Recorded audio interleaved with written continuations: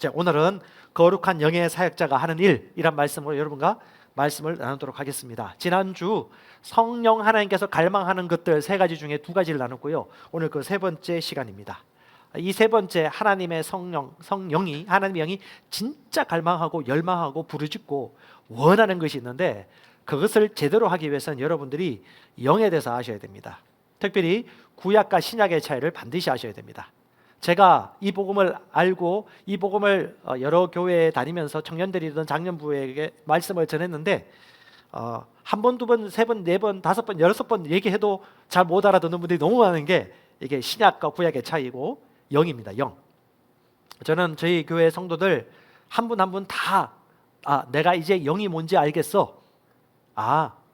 영어로 예배드리는 게 뭔지 이제 알겠어 라는 고백을 100% 진짜 했으면 좋겠고 또 그걸 기대하고 열망하고 있습니다. 지금 성령에 대해서 좀 설교를 한 4번 정도 하고 있는데요. 몇 번 더 할 거예요. 더 아셔야 돼요. 아직 잘 몰라요. 영을 알면 고백이 다릅니다. 그리고 말씀을 보는 눈이 다릅니다. 그리고 사람과 만났을 때 표정이나 성품이라든가 삶을 말씀에 적용할 때 다릅니다. 그래서 여러분 그런 열망하는 마음으로 오늘 이 말씀을 나누길 원합니다. 여러분 구약과 신약의 차이가 뭘까요? 신약의 축복이 있습니다.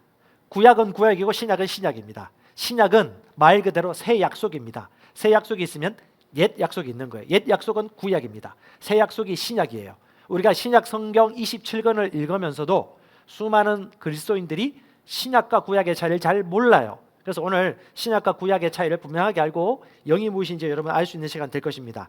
자, 골로새서 1장 27절 여러분 암송하고 있는 말씀이죠. 이방인들의 감춰졌던 비밀들이 이제 밝혀졌다라고 사도 바울이 삼청전에도 갔다 와가지고 계시를 받고 난 이후에 그가 풀어낸 말씀 중에 하나입니다. 신약의 전 최고의 핵심 계시라고 생각되어지는데 당신 안에 그리스도, 당신 안에 계신 그리스도 곧 영광의 소망이다. 우리 안에 예수님이 계십니다. 아멘. 예수님께 속한 모든 것이 우리 안에 거합니다. 예수님의 가지고 있는 그것들이 우리 안에 연합되었습니다. 이것을 실제로 우리가 믿고 의식하셔야 됩니다. 눈이 열리셔야 돼요.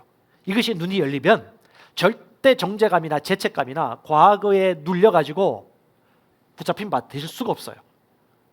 거룩한 영의 사역자의 삶을 저와 여러분들이 합당하게 살 수 있도록 하나님이 다 열어놓으셨어요. 여러분 악한 영과 귀신이 했던 일들에 대해서 자꾸 얘기하면 얘기할수록 귀신은 너무 환영하고 반깁니다. 왜? 자신의 이름을 불러주기 때문에, 자신에 대한 믿음을 강화시키기 때문에.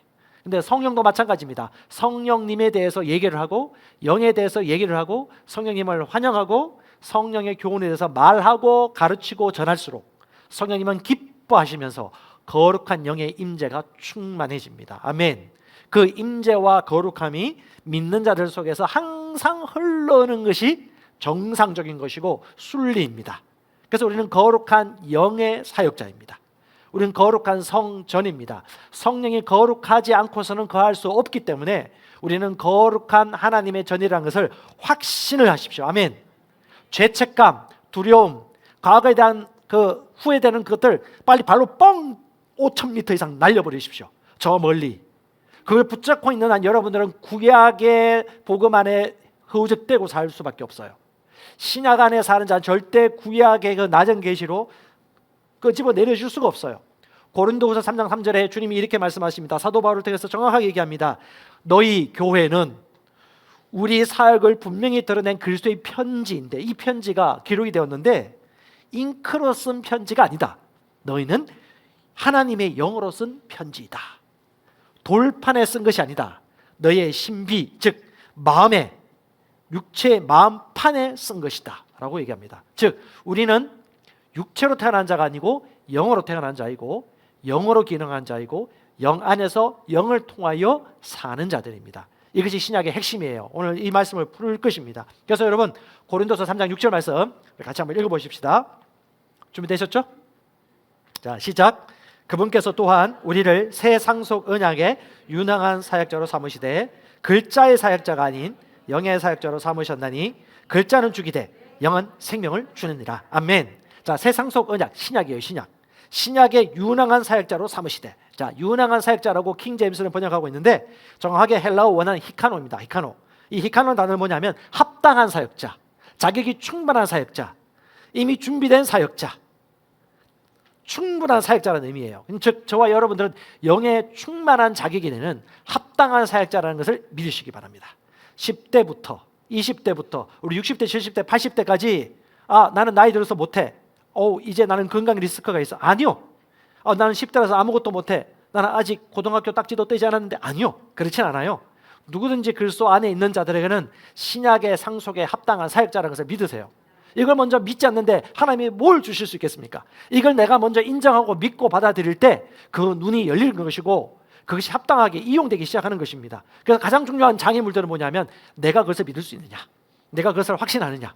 나는 영의 사역자지.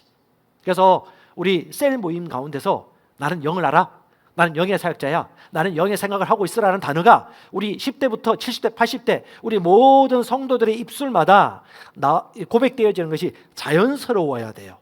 그러면 다음 단계로 교회가 쏘올려집니다. 아멘. 그리고 우리가 이 땅에 있는 수많은 불신자들뿐만 아니라 아직까지 복음의 그 진수를 누리지 못하는 구약의 계시 속에 살고 있는 영혼들에게 우리가 해야 할 일이 너무 많은 거예요.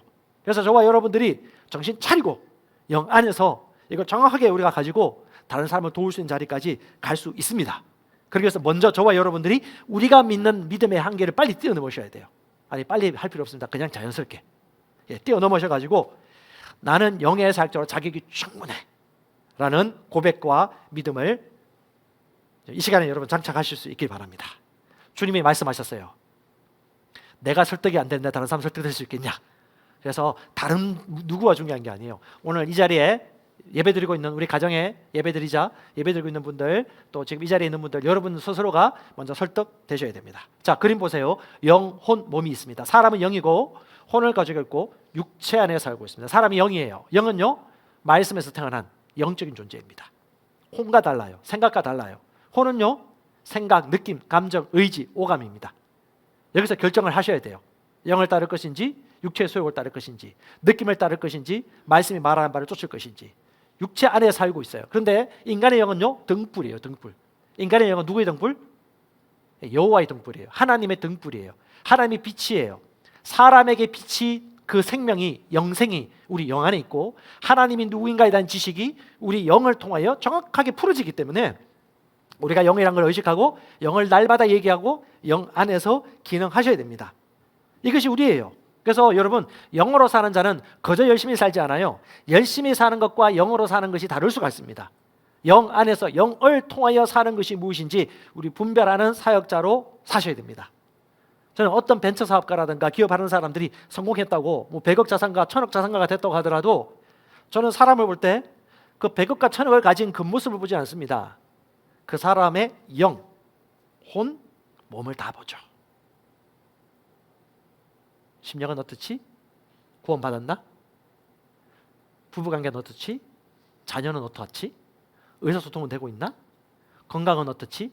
돈은 그렇게 가졌으면서 불구하고 혼자 있을 때 외롭지 않을까? 인생의 허무함을 느끼면서 뭔가 새롭게 찾지 않을까? 여러분 아시잖아요. 40대 후반 50대 넘어가는 자산가들이나 돈 많은 사업가들이 생각보다 외로워가지고 연속곡 보고 눈물 흘리고 얘기할 사람이 없어요. 그래서 어떻게? 이야기할 사람을 찾아다니다가 수입 오디오에 이제 정신이 또 이제 박혀가지고 수천만 원, 수억을 들이면서 그걸 통해서 위로를 얻고 있어요. 왜? 이 영의 갈급함을 하나님이 아니고서는 채울 수 없는데 다른 걸로 채우려고 대체제를 찾다 보니까 결국 이룰 수 없는 갈급함, 고독감에 빠질 수밖에 없죠. 이들에게 필요한 게 뭡니까? 예수 그리스도 외에는 구원이 없습니다.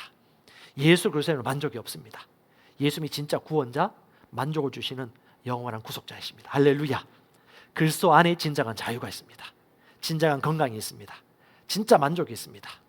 아무리 큰 소리 뻥뻥 치고 세상에서 인정받는다 할지라도 예수가 아니고서는 진짜 행복을 누릴 수가 없는 것이 우리 인생입니다. 이번에 저는 청년들 침례를 한번 따라갔어요. 따라간 겁니다. 그냥 시험 한번 보이고 너희들이 하세요.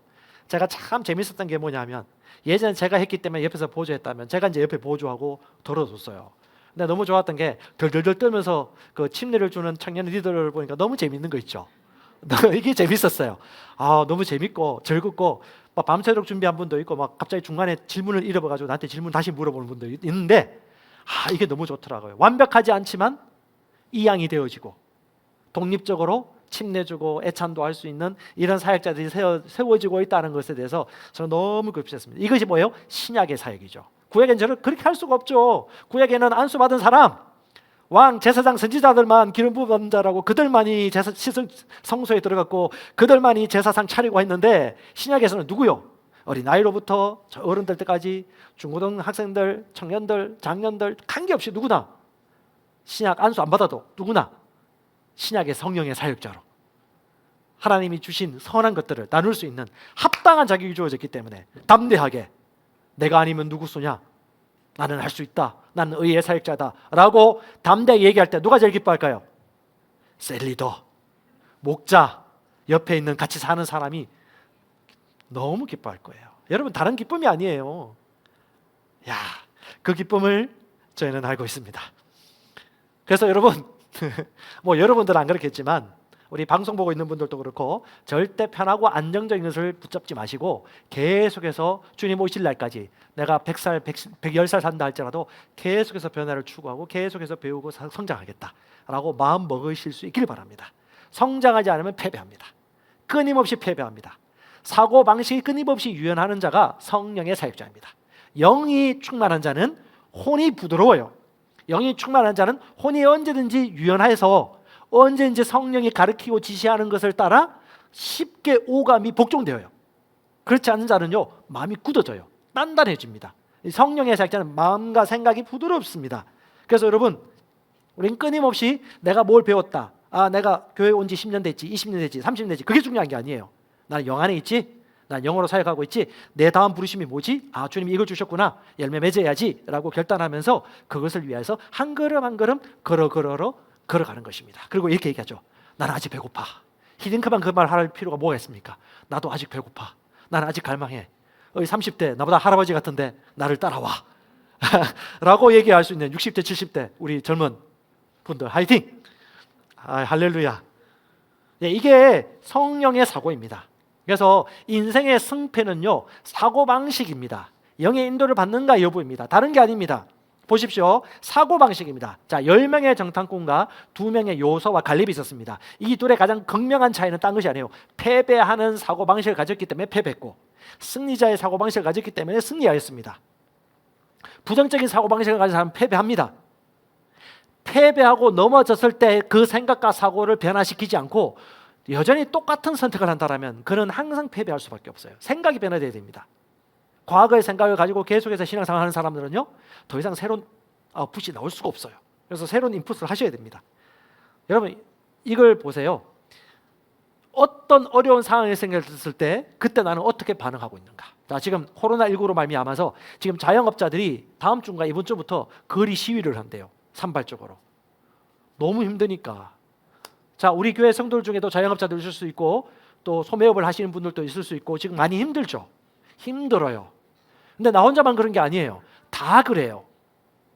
자, 이삭이 있었던 가나안 땅이 흉년이 될 때 다 흉년 들었어요. 다 흉년 들었고 안 된다, 힘들다, 미래가 안 보인다, 우울하다라고 다 고백했죠. 그때 주님께서 이삭에게 뭐라고 말하셨어요?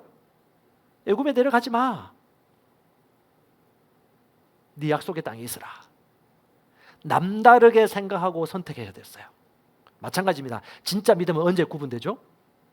똑같이 힘들다, 아프다, 어렵다, 약하다, 미래가 암울하다 하는 그때 그 상황을 그냥 오감으로 받아들이고 고백하고 생각하는 그 사람, 아니면 그들과 남다른 영을 가지고 하나님이 나의 상속자요, 기업이요, 주님이 나의 목자신, 난 부족함이 없습니다라고 그 상황 가운데서도 자기 통장에 돈이 없음에도 불구하고 그렇게 진짜 심령에서부터 믿고 인정하고 고백하는 자는 결과가 달라집니다. 아멘.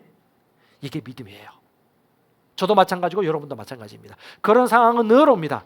저도 처음에 교회를 개척했을 때 너무 힘겨웠어요. 재정이 없고 먹을 것이 없고 아내는 뭐 4만 원 가지고 일주일치 잘라가지고 고기 없어가지고 치킨 먹고 싶다는데 치킨이 없어가지고 뭐 사가지고 뭐 잘라서 우리 애들 줬다는데 저는 몰랐어요. 아내 그런 얘기 한 적 없어가지고 저는 그냥 나도 주님께 헌신되었고 개척교회 무보수로 섬겼으니까 우리 아내도 그런 마음으로 뭐 잘생기고 있겠지 했는데 아내는 애들까지 먹여야 되는 입장이었는데 그런 상황이 있었더라고요. 근데 그런 상황 가운데서 우리가 비록 계시가 없을 때는 힘들고 불평하고 힘겨워했겠지만 계시가 올라가면 올라갈수록 아, 나는 그렇게 할 필요 없구나. 우리는 다르지. 우리는 육신이 아니라 영으로부터 태어난 자지. 내 안에 성령 그리스도께서 계시지. 나는 뭘 가지고 있지? 아, 믿음이 있지. 믿음이 언제 드러난다고요? 오르막 때, 추울 때, 폭풍이 임했을 때, 집이 불타고 없어졌을 때, 어려움을 당할 때, 그때 내 믿음은 이것입니다 라고 고백할 수 있는 기회입니다. 그래서 저는 격려하고 힘을 주고 싶습니다. 이때 잡으십시오.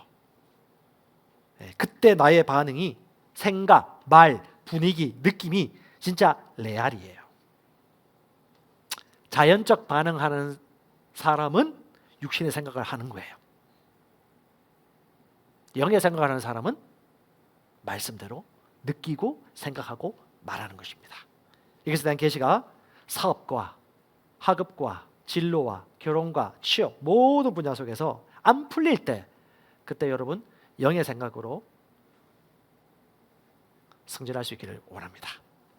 인간의 생각은요, 근육과도 같습니다. 그 말인즉슨 내가 넣는 대로 산출됩니다. 내가 무엇을 먹느냐, 무엇을 입느냐에 따라 그대로 나오기 마련입니다. 신약의 성도들은요, 영을 의식하고 말씀을 먹으셔야 됩니다. 그렇게 나와요. 그래서 승리자와 패배자의 정확한 구분이 됩니다. 승리자는요, 꿈을 말하고 결단하고요, 미래를 봅니다. 패배자는요, 탓하고 안 된다고 부정적인 생각을 하고 말을 고백하고 과거의 영광을 생각하고 자꾸 후회하고. 그래서 여러분 사람들 만나면 자꾸 과거만 얘기하는 사람도 있고 미래를 얘기하는 사람도 있어요. 어디에 투자처해야 될까요? 미래를 말하는 사람. 우리는 수시로 얘기됩니다. 3년 5년 후에 우리는 무엇을 하고 있을까? 무엇을 하고 싶어? 라면 꿈꾸면요 막 기분이 좋아져요. 왜 기분이 좋아질까요? 하나님이 기뻐하는 루트예요. 저와 여러분들이 꿈을 꾸셔야 됩니다. 어제도 제가 청년들하고 잠시 줌 미팅하면서 5년 후에 꿈을 꾸라. 숫자가 정확해야 된다. 재정도 그렇고 셀도 그렇고 너의 개인 삶도 그렇고. 여러분 꿈꿉시다. 아멘. 아니, 우리 꿈꾸는 존재 아닙니까? 영적인 언어가 뭐예요? 꿈, 생각, 믿음, 말. 이 네 가지에 있어서 여러분 끊임없이 의식하고 그것을 계속해서 개발시키고 확장시킬 수 있기를 바랍니다. 이 세상에는 부정적인 인자와 긍정적인 인자가 있습니다. 저희들은 긍정적인 인자가 마땅합니다. 아멘. 안 되는 이유를 뛰어넘으십시다. 자, 로마서 8장 14절에 하나님의 아들들이 누구인가를 이렇게 얘기해 줍니다. 무릇 하나님의 영으로 인도함을 받는 그들이 하나님의 아들이라. 하나님의 아들은 누구라고요? 하나님의 영, 성령으로 인도함을 받는 그들이 하나님의 아들이라. 자, 혹시 그 위치에서 벗어났다면 조정하시면 됩니다. 16절, 성령이 친히 우리의 영과 더불어 우리가 하나님의 자녀인 것을 증언하시나니 자녀이면 또한 상속자 곧 하나님의 상속자요 그리스도와 함께한 상속자니 우리가 그와 함께 영광을 받기 위하여 고난도 함께 받아야 할 것이니라. 자, 성령이 푸뉴마입니다. 푸뉴마 똑같은 푸뉴마예요. 영이 친히 우리의 영과 더불어, 성령이 친히 인간의 영과 더불어 하나님의 자녀임을 증언하시나니. 그래서 저와 여러분은 영을 배우고 영을 인식하는 겁니다. 자, 영을 모르면 상속자의 삶을 살 수 없어요. 영을 알면 신약의 상속을 누릴 수가 있습니다.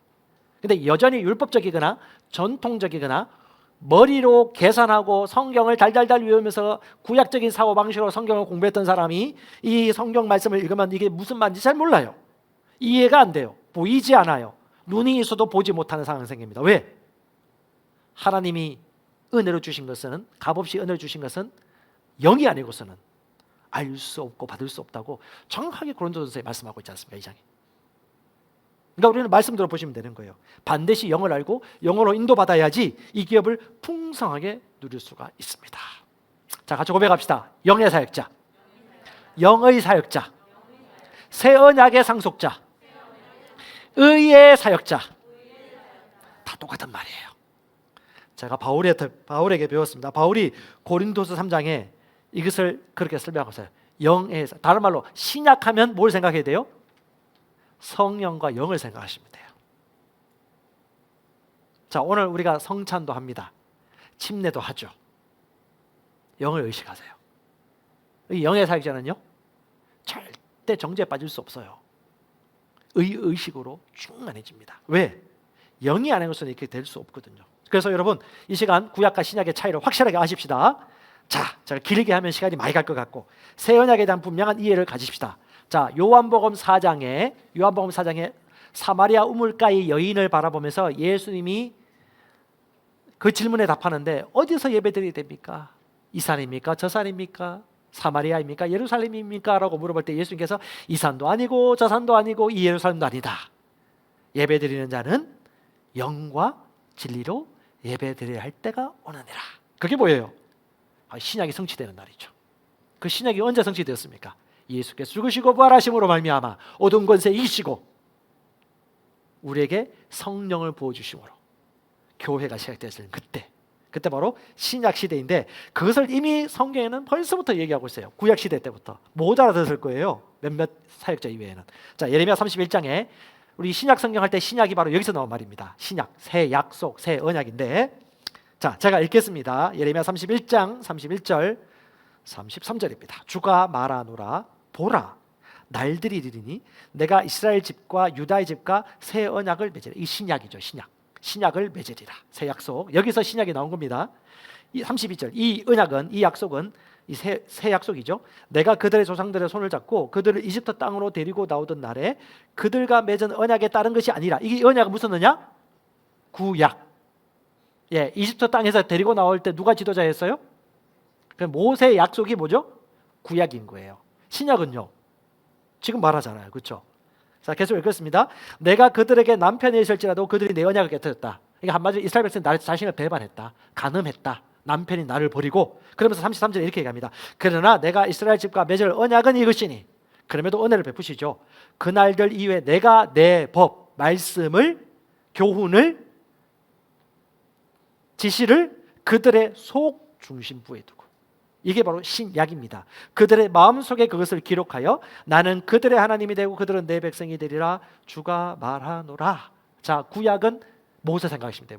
모세가 시내산에 올라가가지고 율법과 계명을 받을 때 그 율법을 어디에 썼죠? 돌판에 썼죠. 그리고 그걸 지켜야 됐죠. 지키면 복 받고 지키지 않으면요 저주받아야 됐죠. 덜덜덜 떨면서 무섭죠. 그런데 신약은요 그 돌판이 아니에요. 기록 그 잉크로 쓴 게 아니에요. 어떻게? 하나님의 말씀이 어떻게? 내 심령에. 이건 신약의 법. 예수로 말미암아 이루어진 신약의 법. 성령으로 말미암아 주어진 법. 내 심령에 영어로 써여진 법. 아까 얘기했던 우리가 그리스도의 편지란 이유는 잉크로 쓴 편지가 아니고 영어로 새겨진 편지.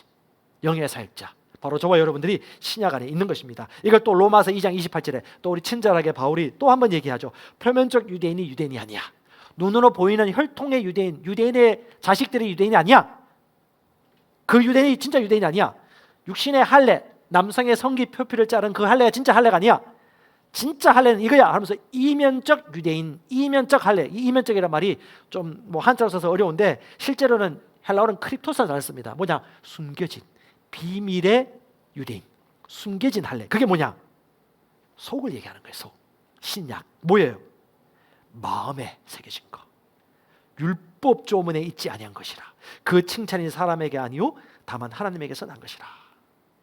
근데 이것이 신약입니다. 이 신약을 얘기해도 잘 몰라요. 왜? 머리로 할 수 있는 게 아니거든요. 지금까지 머리로 계산 다 하고 머리로 악물을 맞추고 논리적으로 되었는데 이것은 내 육신과 감각과 지식까지도 성령께 양보하고 오감을 양보하지 않고서는 알 수 없는 지식이에요. 그래서 신약이 머리로 알 수 없어요. 그래 학식이 많거나 석박사라든가 그 뭐 몇 개의 석사 박사학위를 받은 사람도 못 알아먹어요. 이건 왜? 영어로 반응할 부분이기 때문에. 우리 많은 한국교회 성도들과 우리 불신자들 처음부터 이걸 배우셔야 돼요. 5년 10년 지났다고 해서 알 수 있는 건 아니에요. 금방 알 수도 있습니다. 양보하면, 성령의 인도를 받으면. 고린도서 3장 6절에 이걸 또 풀어서 얘기하네요. 자, 말씀 있으시죠? 같이 한번 읽어볼까요? 3장 6절 시작. 그분께서 또한 우리를 세상 속 언약의 유능한 사역자로 삼으시되 글자의 사역자가 아닌 영의 사역자로 삼으셨으니 글자는 죽이되 영은 생명을 주느니라. 할렐루야. 이 글자는 뭐예요? 혼, 과학적 사고, 이성적인 접근이에요. 영은 스피릿이에요. 말 그대로 영. 그리고 이렇게 고린도후서 3장 집에 가서 한번 읽어보세요. 너무 재밌어요. 구약과 신약을 대비하고 있어요. 구약을 글자로 썼다고 얘기하고 돌판에 썼다고 하고 신약을 영에 썼다고 얘기하면서 모세의 영광이 구약이에요.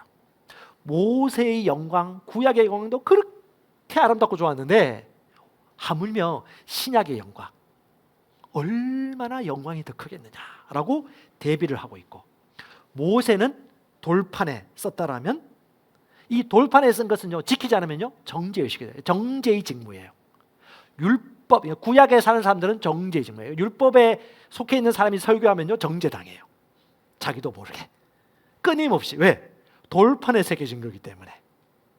근데 신약의 직무를 알고 있고 내가 영의 직무라는 걸 알고 의의 살짝을 알고 있는 사람이 말씀을 제가 가르치면요, 그 사람 절대 정죄감에 빠질 수 없어요. 의의 직무를 누립니다. 의식이 충만해집니다. 이것이 신약과 구약의 가장 큰 차이입니다. 본성이 우리가 변화됐기 때문에 내 행위로 말미암아 무효시킬 수 없어요. 말이 어려운가요? 네, 이것을 고린도서 3장에 얘기해주고 있습니다. 나이와 상관없어요. 경험과 상관없어요. 성령으로 말미암아. 여러분 이 상속을 지금 여러분 누릴 수가 있습니다. 아멘. 따라서 영이 아니고서는 알 수 없도다.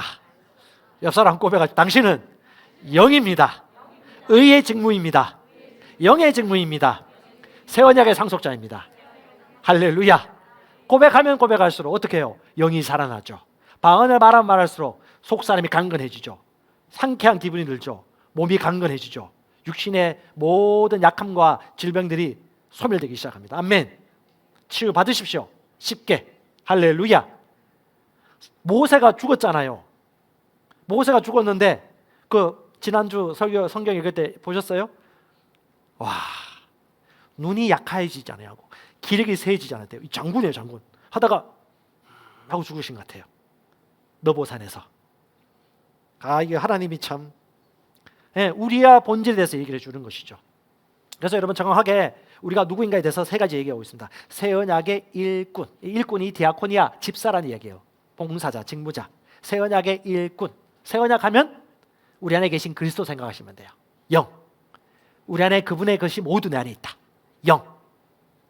나는 이 새 언약의 일꾼이지. 내가 그리스도와 함께 십자가에 못 박혔나니 내가 산 것이 아니지. 내 안에 누가 산다? 그리스도께서 사는 것이지. 이것을 의식하고 사는 자가 바로 새 언약의 일꾼입니다. 할렐루야. 예수께서 속한 것이 내게 있지. 그 다음에 영의 직무, 프뉴마의 직무, 다른 말로 영으로 사역하는 자들입니다. 요한복음 6장 63절에 내가 너에게 이른 말이 영이다. 아시겠습니까? 하나님도 영입니다. 여러분도 영입니다. 나도 영입니다. 세 번째, 의의 직무입니다.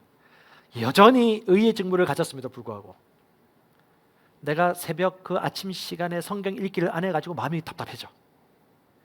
내가 하루에 2시간, 3시간은 반드시 연락에 기도해야 되는데 기도 안 해가지고 마음이 힘들어져. 그걸 뛰어넘으시라고요. 목사로 살기보다도 권사와 집사로 살기보다도 진짜 성도로 살아가는 게 다른 것이 아니에요. 날마다 무시로 깨어서 성령과 교제하고 교통하고 정죄당하지 말고, 그렇다고 나태해지지 말고.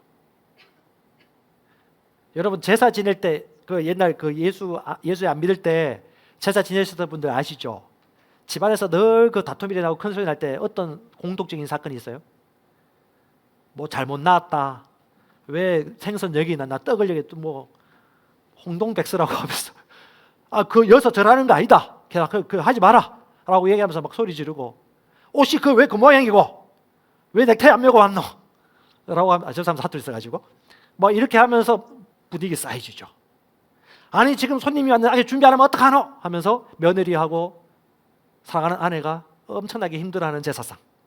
이게 뭐 여러분 많이 보지 않으셨습니까? 그게 뭐예요? 율법의 형태예요.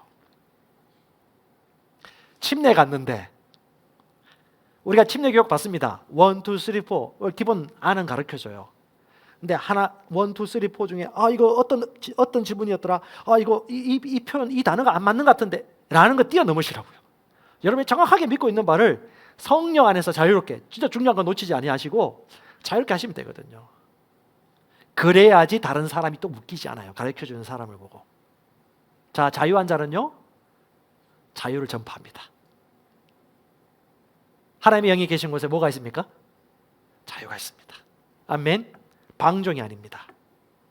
우리 교회가 우리 김준호 최수영 목사님을 비롯하여서 너무 큰 유산을 여러분에게 주고 계속해서 이어가고 있어요. 그게 뭐예요? 복음 이외의 모든 것에서는 자유할 수 있는 유연한 사고. 나바곤 갔을 때도 제가 참 가장 큰 것이 우리나라 사역자들이 가볍게 춤을 추면서 경배하고 찬양하는 거. 지금도 뭐 주일이지만 온라인으로 같이 예배드리시는 분들 있으시죠? 축복합니다.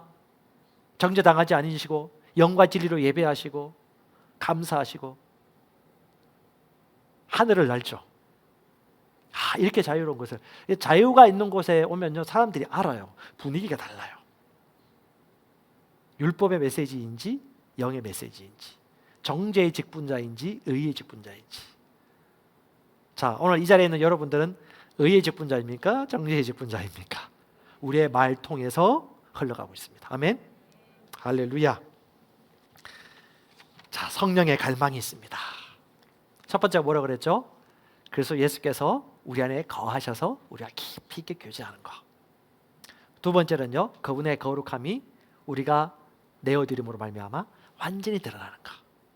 세 번째는 우리가 영의 사역자가 되어서 그분의 영을 나누어 모두 다 유익을 누리는 것입니다. 이것이 바로 영의 사역자의 일들입니다. 자, 사도행전 1장 5절 가보십시다. 예수께서 예언하셨습니다. 요한은 물로 침례를 주었을 때 너희는 이제부터 많은 날이 지나지 아니하여 성령으로 침례를 받으리라. 그리고 1장 8절 오직 성령이 너희에게 임하시면, 주님이 이미 예언하셨어요. 그래서 우리는 예수를 닮는 자가 아니라 예수의 본성을 가지고 예수대로 예수님처럼 기름 부음 받은 자로 살아가는 시대입니다. 그것을 돕도록 쓰임받는 시대입니다. 내가 슈퍼맨 슈퍼우먼이 아니라 저 사람이 슈퍼맨 슈퍼우먼 되도록 성령 받고 성령의 사역을 할 수 있도록 세워줬을 때 성공. 네, 그게 주님이 기뻐하시는 성공입니다. 아멘. 예수님은 자신의 영광을 뒤로 하시고 올라가시고 성령을 보내셔서 우리에게 그 영광을 물려주셨어요. 나보다 더 큰 일도 하리라, 영광의 삶을 살게 되리라 라고 말씀하셨습니다. 그래서 성령이 이 땅에 있는 교회와 함께하는 사역들 여러 가지가 있는데 제가 몇 가지 추려봤습니다. 첫 번째, 성령은 우리를 거듭나게 합니다. 성령과 거듭남, 물과 성령, 말씀과 성령으로 거듭남. 두 번째, 성령 충만하게 합니다. 성령으로 충만해서 우리를 다스리시고 인도해 주십니다. 세 번째, 성령께서 계시를 부어주십니다. 이건 우리가 말씀을 사모하고 원할 때 성령께서 우리에게 눈을 열어보게 해주세요. 성령께서 눈을 열어보게 해주십니다. 그래서 어떻게 해요? 영에서 영으로, 영광에서 영광으로 계속해서 변화되어 가는데 하나님의 영으로 말미암음이라고 성경에 얘기하고 있어요. 고린도후서 3장 18절에 영광에서 영광에 이르느니 주의 영으로 말미암음이라. 와우! 예, 이게 성령께서 하시는 일들입니다. 그리고 마지막, 성령께서 파송하고 위임하십니다. 너무 놀라워요. 사도행전 15장에 가시면 사도 바울과 신라를 바울과 바나바를 안디옥에 파송하는데 그때 성령의 인도를 받아서 파송하면서 사도행전 15장 28절에 다 전수하되 이렇게 얘기합니다. 성령과 우리는, 자, 바울과 바나바를 파송할 때 그냥 파송한 게 아니에요. 우리가 다수결 결정했지? 아니야. 뭘 의식하고 있죠? 이것도 우리가 성령의 인도를 받은 거지. 그래서 그 교회 지도자들이 뭐라고 얘기해요? 주어가 성령과 우리는 하고 복수로 얘기해요. 그러니까 항상 성령의 인도를 받고 성령의 지도를 받아 사역자를 파송한다는 거죠. 철저히 그걸 인식하고 있었어요. 그래서 어떻게 해요? 말하고 있죠. 그래서 여러분, 성령과 영에 대해서 좀 많이 말했으면 좋겠어요. 셀모임 할 때도 남자 여자 관계없이 영이 말해, 영과 영의 생각과 성령이, 성령의 단어를 들어본 지 너무 오래돼서 우리 셀에서 뭔가 이상해요. 지금 하나님이 지금 성령이신데 이 신약 시대에서는, 그렇죠? 영의 인도, 영의 말. 그렇다고 해서 뭐 뜬구름 잡는 추상적인 얘기를 하는 얘기 아닙니다. 그래서 우리는 아셔야 돼요. 영에 대해서. 성령과 우리는 이 요긴한 것들 외에는 아무 짐도 너희에게 지우지 아니하는 것이 옳은 줄 알았노니. 철저히 성령과 더불어서 이 사역을 하는 것이 교회였습니다. 그래서 예수님께서 말씀하시죠. 요한복음 20장에 실습하십니다. 실제 너에게 평강이 있을지어다 제자들아 라고 얘기하시고 20장 21절 20절 내 아버지께서 나를 보내신 것 같이 나도 너희를 보내노라 라고 전략적으로 계획하셨고 22절에 그분께서 이것을 말씀하시고 그들 위해 숨을 내쉬며 이르시되 한번 따라하십시다. 손 내미시고 손 한번 내미시고 너희는 성령을 받을지어다. 자, 옆 사람 머리 위에 손 얹지 마시고 대충 올리시고 예수의 이름으로 성령 받으세요 하시면 됩니다. 여기 와서 사주 과정 안 거쳐도 돼요. 오늘 이것대로 그냥 하시면 됩니다. 왜? 우리 안에 거룩한 영이 이 직분자로 이미 자격을 주었기 때문에 똑같이. 그래서 사도행전 8장 13절에 이 놀라고 자빠진 일들을 구경하였던 마술사 시몬 있는 사람이 깜짝 놀라가지고 막 능력과 이적이 나타나는 거죠. 누구를 통해서? 교회를 통해서 성령을 받아주니까. 뭐 어떤 일이 벌어졌습니까? 사도행전 8장 13절에 세 번역입니다. 마술사 그때 막 점치고 돈 받는 사람 있죠. 여러분 제가 유튜브 일부러 들어가 봤어요. 여러분 어떤 여기 용인하고요 그 기억 요쪽에 그 현수막이 붙여져 있대요. 24살 처녀보살 이래가지고 이게 있는데 이제 유튜브에 그게 많이 있는가 봐요. 성남에도 처녀보살이 있고 다 처녀보살이에요. 예, 들어가 봤더니 유튜브 팔로워가 몇십만도 있더라고요. 거기 와서 이제 운세를 취하고 도움을 얻고 정치인들에 대한 뭐 미래 점도치고 하는 것들 보면서 야, 그래도 플랫폼을 잘 활용하더라고요. 뭐 우리가 못할 이유가 뭐겠습니까? 우리 셀 리더, 우리 셀 멤버들 여러분들 플랫폼 활용해가지고 하물며 우리는 성령, 하나님의 이 영, 성령을 이렇게 자랑하고 말씀을 증거하고 인생을 회복시키는 일들을 하고 있는데 여러분도 다 플랫폼 사역자가 되십시오. 그냥 뭐 그 사람들도 하는데 우리가 못하게 뭐 여러분 성령 안 받았어요? 신내림 받았네. 신내림 성령 충만 받았네. 그들 신과 비교할 수 없죠. 그건 인간이 만든 신이고 악한 영이고 여러분들은 거룩한 영은 신내림 받았잖아요. 좋게 얘기하면 성령 충만. 신내림 받은 말은 부정적으로 쓰면 부정적이겠지만 성령 충만 받은 거죠. 그러니까 저와 여러분들이 이 성령의 선한 것, 사람 살리잖아요. 죽이지 않잖아요. 여러분 신내림 받은 사람들은 마지막이 어떻게 될 줄 알아요. 그래서 비참해요. 그걸 알아요.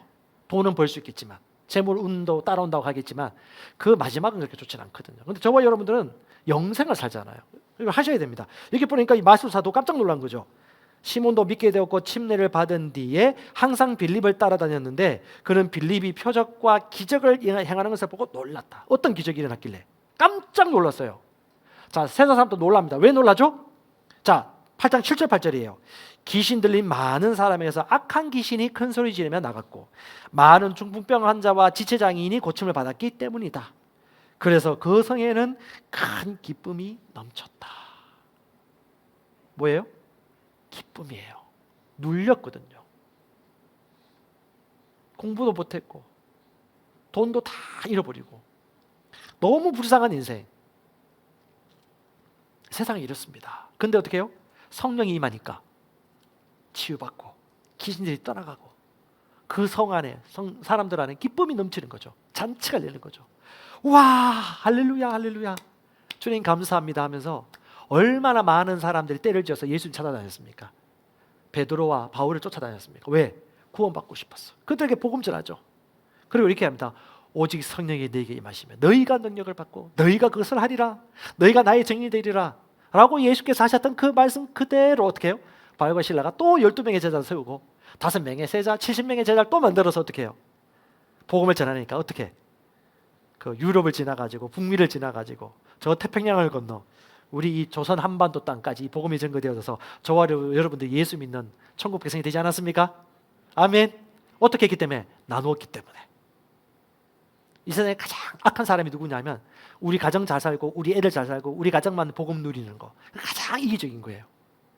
진짜 하나님이 생각하는 것은 나눠주고 베풀어주고 내가 성공했으면 다른 사람 성공할 수 있도록 도와주고 좋은 정보 있으면 같이 나누고 성령 받도록 돕고 나만 방언 말할 필요 없잖아요. 모두가 성령 충만 받고 방언 말하고 지혜와 계시의 말씀들을 알고 건강하게 살아가는 거 얼마나 주님이 기뻐하시는 겁니까? 그런 현장 이 자리에 있는 여러분들 저도 보아봐요. 그 현장을 우리 떠나지 마십시다. 떠나면요 불평, 탓, 미래가 두렵고 불안해, 아플 것 같아, 돈이 없을 것 같아 라고 하면서 오감과 감각에 짓눌려 가지고 완전히 육신의 생각에 쩌들어 버려요. 왜? 그 현장이 없으면. 계속해서 성령의 인도를 받지 않으면. 그래서 육신의 열매를 맺는 거예요. 그래서 저와 여러분 나이 관계없어요. 절대 나이 탓하지 마시고 환경 탓하면 그 열매의 정당하고 똑같이 살아가는 걸 선택하는 겁니다. 우리 영이 다릅니다.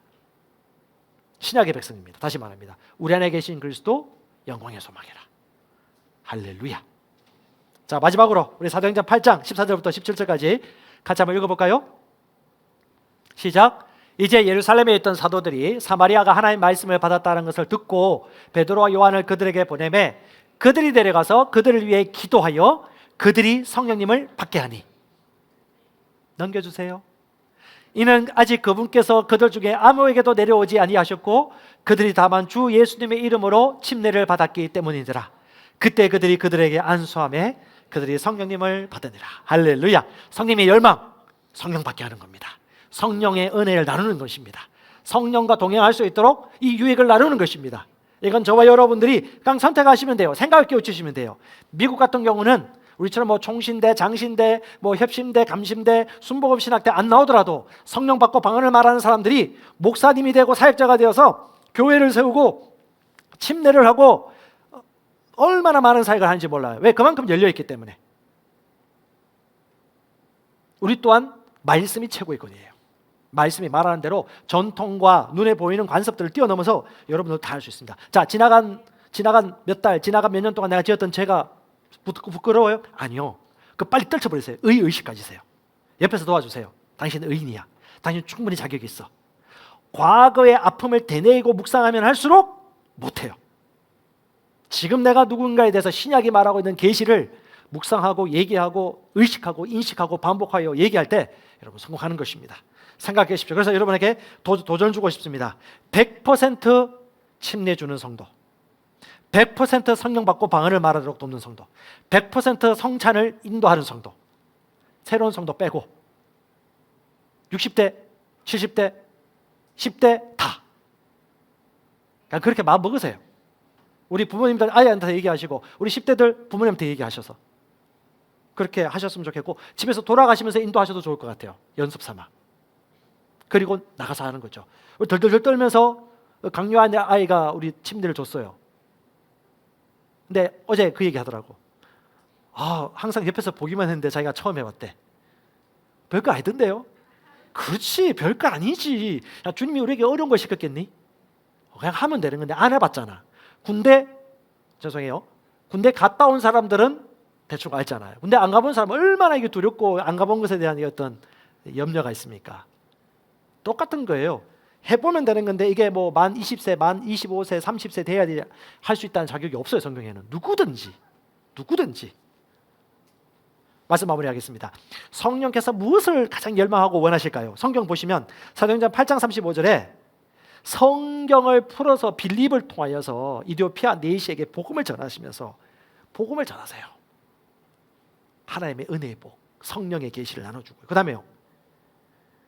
성령께서 빌립에게 말합니다. 이 병거에 합류해라. 주님의 열망이에요. 복음을 전하는 거예요. 성령을 나누는 거예요. 성령 받고 방언을 말하도록 성령이 진정으로 안에 원하는 겁니다. 이걸 하는 순간 숙제 이제 했다가 아니에요. 막 기쁨이 솟아날 거예요. 여러분 영이 춤출 겁니다. 자, 사진 하나 보여드릴게요. 침례식 사진입니다. 침례. 우리 초등부터 침례를 했어요. 우리 선생님께서 얼마나 기도하면서 이 아이들을 위해서 기도했는지 그 중심이 느껴지더라고요. 물 받아가지고 침례 주고 학부모도 오고 또 하나 우리 청년들도 침례를 했습니다. 넘겨주세요. 아직 그 계곡 또 일부러 계곡을 찾아갔어요. 물이 모여 있더라고요. 좀 추웠지만 다 집어넣었습니다. 잊지 못할 거예요. 제가 얘기했습니다. 겨울에도 침례 줄 수 있지 않겠냐. 얼음 깨고 들어가서 누가 한번 해볼래? 그거 하면 그거 보고 못할 사람 없을 것 같다 라고 얘기는 했습니다. 자, 천국의 단체가 이제 열리게 되었습니다. 성령께서 얼마나 이걸 기뻐하시는지 사도행전 8장 39절에 순식간에 또 빌립을 끄집어내가지고 제가 성경 읽어드릴게요. 그들이 물속에 침례받고 물속에서 올라올 때에 주의 영의 빌립을 채워가심으로 내시는 그를 더 이상 보지 못한 이 휴거의 예고판입니다. 갑자기 영혼 몸이 사라져 버렸어요. 믿으십니까? 성경에 기록되어 있어요.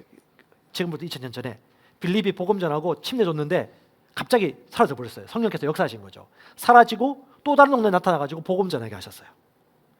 이야, 성령이 이렇게 일하신다니까요.